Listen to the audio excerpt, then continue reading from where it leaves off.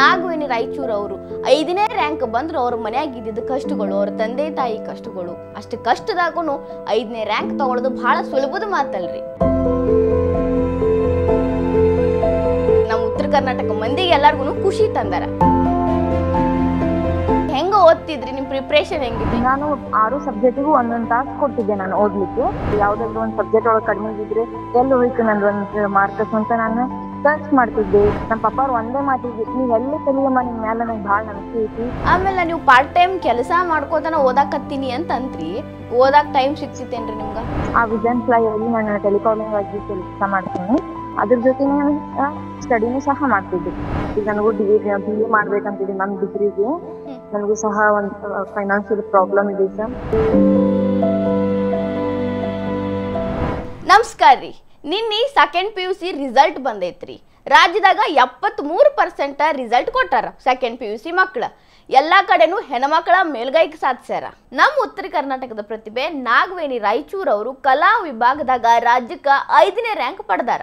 ಭಾಳ ಕಷ್ಟಪಟ್ಟು ಓದಿ ಅವರು 5ನೇ ರ್ಯಾಂಕ್ ತಗೊಂಡು ಅವ್ರ ಅಪ್ಪಗ ಅವ್ರ ಅವ್ವಾಗ ಕೀರ್ತಿ ತಂದಾರ. ಅಷ್ಟೇ ಅಲ್ರಿ, ನಮ್ಮ ಉತ್ತರ ಕರ್ನಾಟಕ ಮಂದಿಗೆ ಎಲ್ಲಾರ್ಗು ಖುಷಿ ತಂದಾರ. ಬರ್ರಿ ಇವತ್ತು ಅವ್ರು ನಮ್ಮ ಜೋಡಿ ಅದಾರ, ಅವ್ರನ್ನ ಮಾತಾಡ್ಸೋನು, ಹೆಂಗೆಲ್ಲ ಅಭ್ಯಾಸ ಮಾಡ್ಯಾರಂತ ಕೇಳೋನು. ನಾಗವೇಣಿ ಅವರ ನಮಸ್ಕಾರ ರೀ, ನಮ್ಮ ಕಾರ್ಯಕ್ರಮಕ್ಕೆ ಸ್ವಾಗತ ರೀ.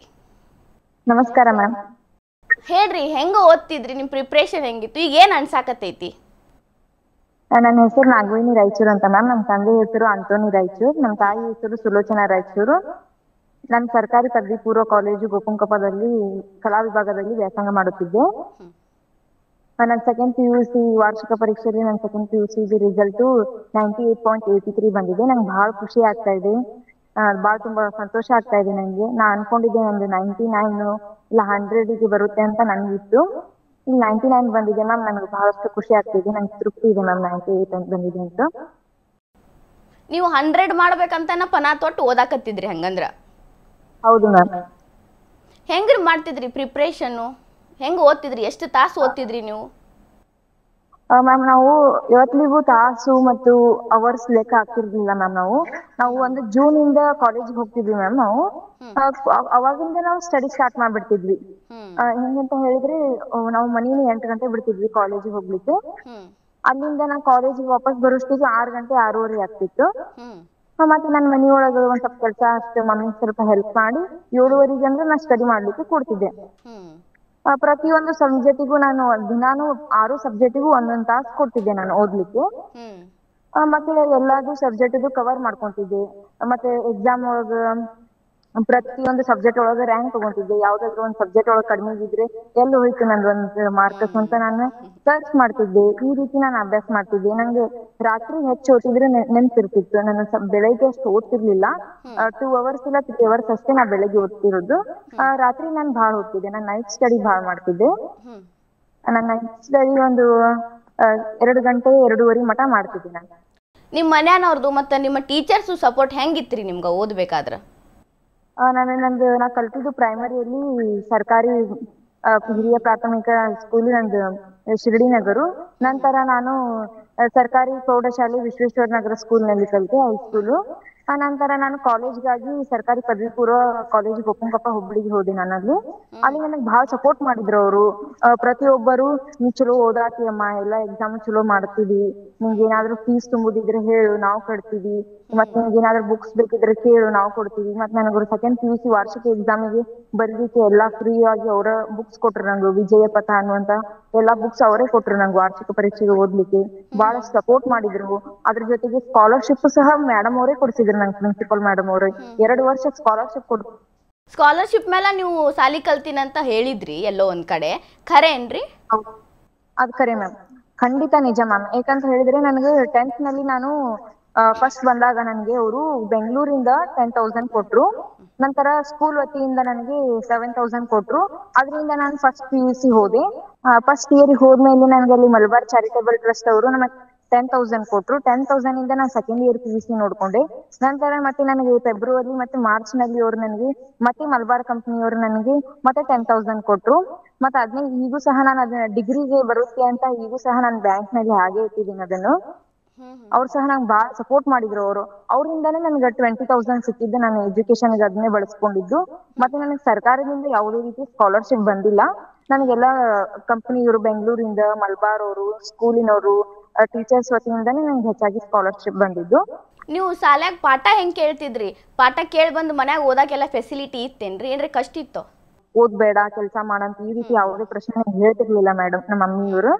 ಅವ್ರು ನೀವು ಓದು, ನಮ್ಮ ಮನಿ ಹೇಗಿದ್ರು ಬೆಟ್ಟದ ಮೇಲೆ ಇದೆಯಲ್ಲ, ನಾನು ಪ್ರಶಾಂತವಾಗಿರುತ್ತೆ ಜಾಗ, ಯಾವುದೇ ರೀತಿಯ ಗದ್ದಲ ಇಲ್ಲದೆ ನಾವು ಓದ್ತಿದ್ದೆ. ನಾ ಯಾವತ್ತಿಗೂ ಕಾಲೇಜ್ ಒಳಗ ಅಥವಾ ಸ್ಕೂಲಲ್ಲಿ ಎಲ್ಲರೂ ನನ್ನ ಫಸ್ಟ್ ಬೆಂಚ್ ನಲ್ಲೇ ಕೂಡ್ತಿದ್ದೆ. ಪಾಠ ಹೆಂಗೆ ನನ್ ಕೇಳ್ತಿದ್ರಿ? ಫಸ್ಟ್ ನನ್ ಪಾಠ ಅವರು ಫಸ್ಟ್ ಮೇಡಮ್ ಬಂದ ತಕ್ಷಣ ಅವ್ರ ಹಿಂದ್ ಏನ್ ಸ್ಟಡಿ ಮಾಡ್ಸಿರ್ತಾರಲ್ರಿ, ಹಿಂದ್ ಒಂದ್ ದಿವಸದ ಹಿಂದ್ ಅದನ್ನೆಲ್ಲ ಅವರು ರಿಮೆಂಬರ್ ಮಾಡಿಸ್ತಿದ್ರು. ಪ್ರತಿಯೊಬ್ಬರಿಗೂ ಪ್ರಶ್ನೆ ಕೇಳ್ತಿದ್ರು ಅವ್ರು. ಹೆಚ್ಚಾಗಿ ನಾನು ಪ್ರಶ್ನೆ ಏನ್ ಮಾಡ್ತಿದ್ದೆ, ಅದಕ್ಕೆ ನಾನು ಅವ್ರು ನನಗೆ ಗುರುತಿಸ್ತಾರೆ ಈಗಾದ್ರೂ. ಈಕಿನ ಫಸ್ಟ್ ಬೆಂಚ್ ಕುಂತ ನಮಗ ಆನ್ಸರ್ ಮಾಡ್ತಿದ್ಲಲ್ಲ. ನಾ ಪ್ರತಿಯೊಂದು ನಾ ಪೊಲಿಟಿಕಲ್ ಬಗ್ಗೆ ಬಹಳಷ್ಟು ಪ್ರಶ್ನೆ ಮಾಡ್ತಿದ್ದೆ. ಹಿಸ್ಟ್ರಿ, ಐ ಲವ್ ಹಿಸ್ಟ್ರಿ, ನಂಗೆ ಹಿಸ್ಟ್ರಿ ಸಬ್ಜೆಕ್ಟ್ ಅಂದ್ರೆ ಬಹಳ ಇಷ್ಟ. ಆದ್ರೂ ಸಹ ಅದು 99 ಆಯ್ತು. ಖುಷಿ ಇದೆ ನನಗೆ 99 ಆಗಿದೆ ಅಂತ ಹೇಳಿ. ರಿಸಲ್ಟ್ ಬತ್ರಿ ನಿನ್ನೆ. ನಿಮ್ಮ ಪಪ್ಪ ನಿಮ್ಮ ಮಮ್ಮಿ ಮೊದಲ ರಿಯಾಕ್ಷನ್ ಏನಿತ್ರಿ? ಇಷ್ಟು ಮಾಡೀನಿ, ನಮ್ಮ ಮಮ್ಮಿ ಪಪ್ಪ ರಾಜ್ಯಕ್ಕ 5ನೇ ರ್ಯಾಂಕ್ ಬಂದೀನಿ ಅನ್ಗುಪ್ಲೆ ಏನ್ ಹೇಳಿದ್ರಿ? ನಮ್ಮ ಪಪ್ಪ ಮಮ್ಮಿಗಂತ್ರ ಬಹಳ ಖುಷಿ ಆಯ್ತು. ನಮ್ಮ ಪಪ್ಪಾರಿಗಂತ್ರ ಬಹಳ ಖುಷಿ ಆಯ್ತು. ನನ್ ಜೊತೆನೆ ಇದ್ರು ಅವ್ರು ನಿನ್ನೆ ಎಲ್ಲ. ಮಮ್ಮಿಯವರು ಊರ್ನಲ್ಲಿದ್ದಾರೆ. ಅವರು ಮತ್ತೆ ಬರ್ತಾರೆ ಇನ್ನೊಂದು 2 ವೀಕ್ಸ್ ನಂತರ. ಅವರು ಬಹಳ ಖುಷಿ ಪಟ್ರು. ಹೇಳ್ತಿದ್ರು ಅವ್ರು, ಎಷ್ಟು ಓದ್ತಿಯಲ್ವಾ ನೀನು, ಯಾಕೆ ಓದ್ತಿ, ಸ್ವಲ್ಪ ರೆಸ್ಟ್ ಮಾಡಂತ ಹೇಳ್ತಿದ್ರು ಅವರು. ಇಲ್ಲಮ್ಮ, ನಾನ್ ರೆಸ್ಟ್ ಮಾಡೋದ್ ಬೇಡ, ಇನ್ನು 2 ವರ್ಷ ಅಲ್ಲ. ನಾನು 10th ಒಳಗು ನಂದು ಬಹಳ ಆಸೆ ಇತ್ತು 98 ರೀಚ್ ಆಗ್ತೀನಿ ಅಂತ. 10th ಆಗ್ಲಿಲ್ಲ, 93.44 ಆಯ್ತು. ಇಲ್ಲಮ್ಮ, ಈಗ ನಾನು ಫಸ್ಟ್ PU ಸೆಕೆಂಡ್ PU ನಾ ಎಷ್ಟಿದ್ರು 100ಗೆ ರೀಚ್ ಆಗ್ಲೇಬೇಕು ಅಂತ ಮಾಡಿದೆ. ಮತ್ ಫಸ್ಟ್ PU ಅಲ್ಲಿ ನಾನು ಎಷ್ಟು ಶ್ರಮ ಪಟ್ಟು 96 ಮಾಡಿದೆ. ಮತ್ತೆ ಸೆಕೆಂಡ್ ಇಯರ್ ಇದನ್ನ ಬೀಟ್ ಮಾಡ್ಬೇಕು ನಾನು ಅಂತ ಹೇಳಿ ಮತ್ತೆ 100ಗೆ ನಾನು ತಗೊಂಡೆ. ಅದು 98 ಆಯ್ತು. ಬಹಳ ಖುಷಿ ಆಗ್ತಿದೆ ನಂಗೆ. ನಮ್ಮ ಪಪ್ಪ ಮಮ್ಮಿಗೆ ಬಹಳ ಸಂತೋಷ ಆಗ್ತಾ ಇದೆ. ಅವರು ಹೇಳ್ತಿದ್ರು, ಎಲ್ಲಾ ಕೆಳಗಡೆ ಹೋದ್ರೆ ನಿನ್ನ ಹೆಸರು ಕೇಳ್ತಿದ್ದಾರೆ, ನಿನ್ ಮಗಳು ಟಾಪರ್ ಅಲ್ಲ ಅಂತ ಹೇಳ್ತಿದ್ದಾರೆ. ಬಹಳ ಖುಷಿ ಆಗ್ತಾ ಇದೆ ನನಗೂ ಕೇಳಿ. ನಿಮ್ಮ ತಂದೆಯವ್ರು ಏನ್ ಕೆಲಸ ಮಾಡ್ತಾರಪ್ಪಿ? ನಮ್ ತಂದೆಯವ್ರು ಹ್ಯಾಂಡಿಕ್ಯಾಪ್ ಇದಾರೆ. ಅವ್ರು ಆದ್ರೂ ಸಹ ಕೂಲಿ ಕೆಲಸ ಮಾಡ್ತಾರೆ. ಗೌಂಡಿ ಕೆಲಸ, ಹೆಲ್ಪರ್ ಕೆಲಸ, ಈ ರೀತಿಯಾದಂತ ಕೆಲಸ ಮಾಡ್ತಾರೆ ಅವರು. ಅವ್ರು ನಿಮಗ್ ಬಹಳ ಸಪೋರ್ಟ್ ಮಾಡ್ಯಾರ? ಅವ್ರು ಬಹಳ ಸಪೋರ್ಟ್ ಮಾಡಿದ್ದಾರೆ. ನಾ ಹೇಳಿದೆ ನಮ್ಮ ಪಪ್ಪಾರಿಗೆ, ಅಪ್ಪ ನನಗೆ ಗೋಪಂಕೊಪ್ಪ ಕಾಲೇಜ್ ಹಚ್ಬೇಕಂತ ಬಹಳ ಇಷ್ಟ ಇದೆ ಅಪ್ಪ, ನಾನು ಅಲ್ಲಿ ಹೋಗ್ತೀನಿ ಅಂತ ಹೇಳಿದೆ. ನಮ್ಮ ಪಪ್ಪ ಅವ್ರು ಒಂದೇ ಮಾತಿಗೆ, ನೀವ್ ಎಲ್ಲಿ ಕಲಿಯಮ್ಮ, ನಿನ್ ಮ್ಯಾಲ ನನಗೆ ಬಹಳ ನಂಬಿಕೆ ಐತಿ. ನೀ ಯಾವ ಕಾಲೇಜ್ ಅಂತ ಹೇಳ್ತಿಲ್ಲ ಆ ಕಾಲೇಜ್ ಕಲಿಸ್ತೀನಿ, ನಿನ್ ಮ್ಯಾಲ ನನಗ ಪೂರ್ತಿ ನಂಬಿಕೆ ಇದೆ, ನನ್ನ ಹೆಸರು ಉಳಿಸ್ತಿ ಅಂತ. ಅವ್ರು ಒಂದೇ ಮಾತು ಹೇಳಿದ್ದು. ಎಲ್ಲಾ ಬೇರೆಯವ್ರು ಹೇಳ್ತಿದ್ರು, ಬೇಡ, ಆ ಕಾಲೇಜಲ್ಲಿ ವಾತಾವರಣ ಸರಿ ಇರೋದಿಲ್ಲ. ಎಲ್ಲಾರು ಪ್ರತಿಯೊಬ್ಬರು ಒಂದೊಂದು ರೀತಿಯಾಗಿ ಹೇಳ್ತಿದ್ರು. ನಾ ಕೇಳಿಲ್ಲ, ನಾನ್ ಕರೆಕ್ಟ್ ಇದ್ದೆ ಅಂತ ಹೇಳಿದ್ರೆ, ನನ್ ಬಿಹೇವಿಯರ್ಸ್ ಅಲ್ಲಿ ಕರೆಕ್ಟ್ ಇದ್ದಾವಂದ್ರೆ ಆ ಕಾಲೇಜು ಕರೆಕ್ಟ್ ಇರುತ್ತೆ ಅಂತ ಹೇಳಿ ಆ ಕಾಲೇಜಿಗೆ ನಾನೇ ಅಡ್ಮಿಷನ್ ಮಾಡಿದ್ದು. ನಂದೇ ಇಲ್ಲಿ 3rd ಅಡ್ಮಿಷನ್ ನಂದೇ ಹೋಗಿ ನಾನೇ ಹೋಗಿ ಅಡ್ಮಿಷನ್ ಮಾಡಿದ್ದೆ ನನ್ನ ಪಪ್ಪಾರಿಗೆ ಕರ್ಕೊಂಡು ಹೋಗಿ.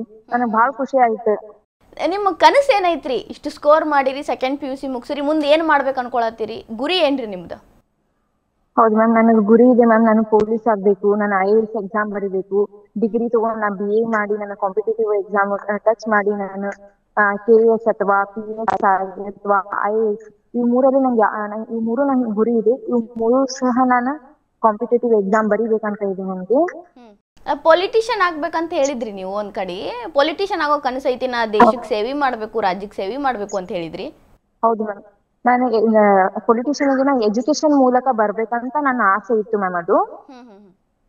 ಅದು ನಾನು ಈಗ ನನ್ನ ಎಜುಕೇಶನ್ ಕಂಟಿನ್ಯೂ ಮಾಡ್ತಾ ನಾನು ಅಲ್ಲಿ ಎಜುಕೇಶನ್ ಒಳಗೆ ಏನಾದ್ರು ಏನಾದ್ರೂ ಚಲೋ ರೀತಿ ಆಯ್ತು ಅಂತ ಹೇಳಿದ್ರೆ ಮ್ಯಾಮ್, ನಾನು ನಿಜ ನಾನು ಪೊಲಿಟಿಷಿಯನ್ ಬರ್ಲಿಕ್ಕೆ ಟ್ರೈ ಮಾಡ್ತೀನಿ ಮ್ಯಾಮ್. ಆಮೇಲೆ ನೀವು ಪಾರ್ಟ್ ಟೈಮ್ ಕೆಲಸ ಮಾಡ್ಕೋತಾನ ಓದಾಕತ್ತೀನಿ ಅಂತ ಅಂತ್ರಿ, ಅದ್ ಹೆಂಗು ಎರಡನ್ನೂ ಓದಾಕ್ ಟೈಮ್ ಸಿಕ್ತಿತ್ತೇನ್ರಿ ನಿಮ್ಗ? ಹೌದ್ರಿ ಮ್ಯಾಮ್, ನಾನು ಇಲ್ಲಿ ಹೊಸೂರಿನಲ್ಲಿ ಬ್ಯಾಂಕ್ ಆಫ್ ಬರೋಡಾ ಮೇಲೆ ಒಂದು ವಿಷನ್ ಫ್ಲೈ ಇದೆ ಮ್ಯಾಮ್. ಆ ವಿಷನ್ ಫ್ಲೈ ಅಲ್ಲಿ ನಾನು ಟೆಲಿಕಾಲಿಂಗ್ ಆಗಿ ಕೆಲಸ ಮಾಡ್ತೀನಿ. ಅವ್ರು ನನಗೆ ಮಂತ್ಲಿ ನನಗೆ 9,000 ಕೊಡ್ತಿದ್ರು ಅವ್ರು ಪಾರ್ಟ್ ಟೈಮ್ ಜಾಬ್ ಮಾಡ್ಲಿಕ್ಕೆ. ನಾನು ಅದು ಅವ್ರು ಕೊಡ್ತಿರೋಂತಹ 9,000 ನಾನು ಕಂಪ್ಯೂಟರ್ ಕ್ಲಾಸಿಗೆ ಅಂತ ಇಟ್ಟಿದ್ದು. ನಂತರ ನಾನು ಏನಾದ್ರು ನನ್ನ ಪರ್ಸನಲ್ ಖರ್ಚಿಗಿದ್ರೆ ಇರ್ಲಿ ಅಂತ ನಾನು ಅದು ಪಾರ್ಟ್ ಟೈಮ್ ಜಾಬ್ ಮಾಡ್ತಿದ್ದೆ. ಅದ್ರ ಜೊತೆನೆ ಸ್ಟಡಿನೂ ಸಹ ಮಾಡ್ತಿದ್ದೆ. ಭಾಳ ಚಲೋ ಅನಿಸ್ತ್ರಿ. ಒಂದ್ಸಲ ಖುಷಿ ಆಕೈತಿ, ಎಷ್ಟು ಹುಡುಗಿ ಕಡೆ ಕಷ್ಟದಾಗ ಬೆಳೆದು ಇಷ್ಟ ಅಂಕ ತಗೊಂಡು ಅಪ್ಪ ಅಮ್ಮನ ಕೀರ್ತಿ ತಂದು, ಭಾಳ ಚಲೋ. ಈಗ ಓದೋರ್ಗೆ ಏನಾರು ಟಿಪ್ಸ್ ಕೊಡೋದಿದ್ರೆ ಕೊಡ್ರಿ. ನೀವು ಇನ್ನು ಓದ್ತಿರ್ತಾರೆ, ಫಸ್ಟ್ PUC ಮುಗಿಸಿ ಸೆಕೆಂಡ್ PUC ಕಾಲಿಡಾಕತ್ತಾರ, ಹೆಂಗೆ ಓದಬೇಕು, ಟೆನ್ಷನ್ ಆಗಲ್ದ ಅಂತ ಹೇಳ್ರಿ ಒಂದ್ಸಲ.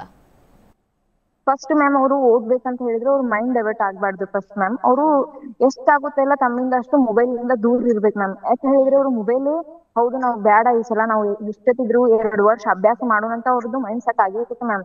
ಆದ್ರೂ ಸಹ ಅದು ಮುಂದೆ ಮೊಬೈಲ್ ಇದ್ರೆ ಅವ್ರಿಗೆ ಇಲ್ಲ ಅದು ಮೊಬೈಲ್ ಒಂಥರ ಅವ್ರಿಗೆ ಕರೀತೆ ಬನ್ನಿ ಬನ್ನಿ ನನ್ ಹಿಡೀರಿ ಅಂತ ಅದ ಆ ರೀತಿ ಅವ್ರಿಗೆ ಮಾಡುತ್ತೆ. ಅದಕ್ಕೆ ಅವ್ರು ಎಷ್ಟ್ ಆಗುತ್ತಲ್ಲ ಮ್ಯಾಮ್ ಅಷ್ಟ್ 2 ವರ್ಷ ಅದು ಮೊಬೈಲ್ ಇಂದ ದೂರ ಇದ್ರೇನೆ ಒಳ್ಳೇದು ಮ್ಯಾಮ್. ಅವಾಗ ಅವ್ರಲ್ಲಿನೇ ಬರುತ್ತೆ ಮ್ಯಾಮ್, ಹೌದು ನಾನ್ ಯಾಕೆ ಕಾಂಪಿಟೇಟಿವ್ ಮಾಡ್ಬಾರ್ದು, ನಂದು ಎಷ್ಟು ಕಾಂಪಿಟೇಟರ್ಸ್ ಅದಾರ, ನಾನು ಅವ್ರನ್ನ ಬೀಟ್ ಮಾಡ್ಬೇಕಲ್ಲ ಅಂತ ಅವ್ರಲ್ಲಿನೇ ಬರುತ್ತೆ ಮ್ಯಾಮ್. ಫಸ್ಟ್ ಅವ್ರು ಮೊಬೈಲ್ ಇಂದ ಯಾವಾಗ ದೂರ ಇರ್ತಾರಲ್ಲ ಮ್ಯಾಮ್, ಅವ್ರು ತಾನಾಗಿ ಓದೋದ್ ಬಗ್ಗೆ ಆಸಕ್ತಿ ಬರ್ತೈತೆ ಅಂತ ಹೇಳಕ್ ಇಷ್ಟಪಡ್ತೀನಿ ಮ್ಯಾಮ್. ನೀವು ಫೋನಿಂದ ದೂರ ಇದ್ರಿ 2 ವರ್ಷ? ಹೌದು ಮ್ಯಾಮ್, 2 ವರ್ಷ ಆಯ್ತು ಮ್ಯಾಮ್. ನಾನು 10th ಹಿಡಿಲಿಲ್ಲ ಮ್ಯಾಮ್, ಮಮ್ಮಿಯವ್ರ ಕಡೆನೇ ಇತ್ತದು ಮೊಬೈಲು. ಫಸ್ಟ್ ಇಯರ್ ಅಂತ ನಾನು ಹಿಡ್ಲಿಲ್ಲ ಮ್ಯಾಮ್, ಯಾಕಂತ ಹೇಳಿದ್ರೆ ಕಾಲೇಜ್ ಹೋಗಿ ಬರೋಷ್ಟಿಗೆ ನನಗೆ ಟೈಮ್ ಹೋಗ್ಬಿಡ್ತಿತ್ತು ಮ್ಯಾಮ್. ಮತ್ತೆ ಸೆಕೆಂಡ್ ಇಯರ್ ಅಂತ ಹೇಳಿದ್ರೆ ಒಂದ್ ಹನಿನೂ ಸಹ ನನಗೆ ಸಿಗ್ಲಿಲ್ಲ ಮೊಬೈಲು. ಇವತ್ತಿಗೆ ಮಮ್ಮಿ ಕಡೆನೇ ಇರ್ತಿತ್ತು, ಅವರು ಸಹ ಅದನ್ನ ಕೆಲ್ಸ ಮನೆ ತಗೊಂಡ್ ಹೋಗ್ಬಿಡ್ತಿದ್ರು. ಫುಲ್ ಕಾಲೇಜ್ ಒಳಗ 8 hours ಅಲ್ಲೇ ಇದ್ಬಿಡ್ತಿದ್ದೆ ಮ್ಯಾಮ್ ನಾನು. ಹೆಂಗ್ ಅನ್ಸಾತೈತ್ರಿ ಮಗಳು ಇಷ್ಟು ದೊಡ್ಡ ಸಾಧನೆ ಮಾಡ್ಯಾರ? ಖುಷಿ ಆಗತೈತೇನ್ರಿ? ಖುಷಿ ಐತ್ರಿ. ಏನ್ ಅನ್ನಿಸ್ತ್ರಿ 5ನೇ ರ್ಯಾಂಕ್ ಮಗಳ ಕರ್ನಾಟಕಕ್ಕ ಏನ್ ಅನ್ನಿಸ್ತ್ರಿ ನಿಮ್ಗ? ಓದ್ಬೇಕ್ರಿ. ಆಗಿ ಮುಂಜಾನೆ ಐತಿ 4 ಗಂಟೆ 3 ಗಂಟೆ ತಪ್ಪದಲ್ಲ ಓದ್ತದ್ರಿ.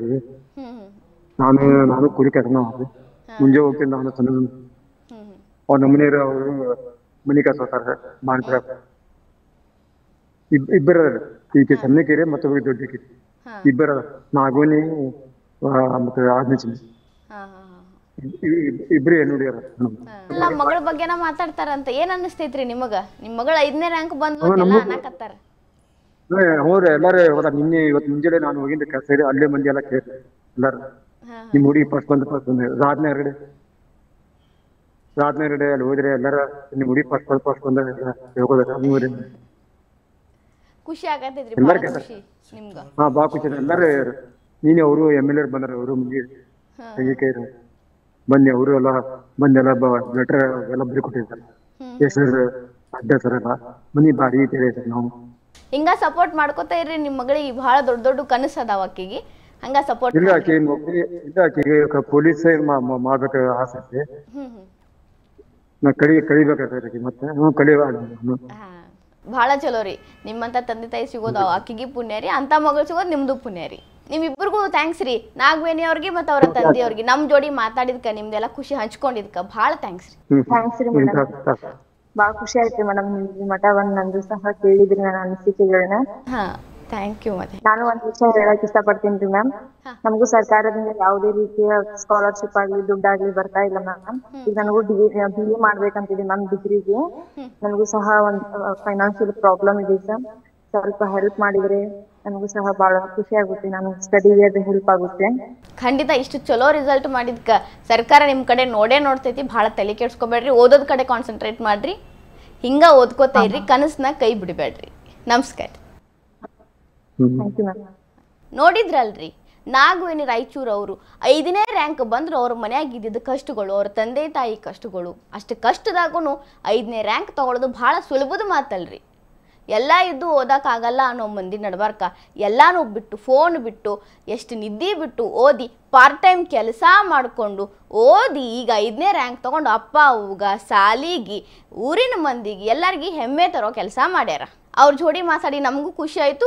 ಅವ್ರನ್ನ ನಿಮ್ಮ ತನಕ ತಲುಪಿಸಿದ ಖುಷಿ ನಮಗೂ ಐತ್ರಿ. ಈ ವಿಡಿಯೋ ನಿಮ್ಗೆ ಇಷ್ಟ ಆಗಿದ್ರೆ ಲೈಕ್ ಮಾಡ್ರಿ, ಶೇರ್ ಮಾಡ್ರಿ, ಕಮೆಂಟ್ ಮಾಡ್ರಿ. ಇನ್ನ ಇಂಥವು ಹೆಚ್ಚಿನ ವಿಡಿಯೋ ನೋಡಕ್ಕೆ ಹೊಸ ದಿಗಂತ ಡಿಜಿಟಲ್ ಚಾನಲ್ಗೆ ಸಬ್ಸ್ಕ್ರೈಬ್ ಆಗ್ರಿ.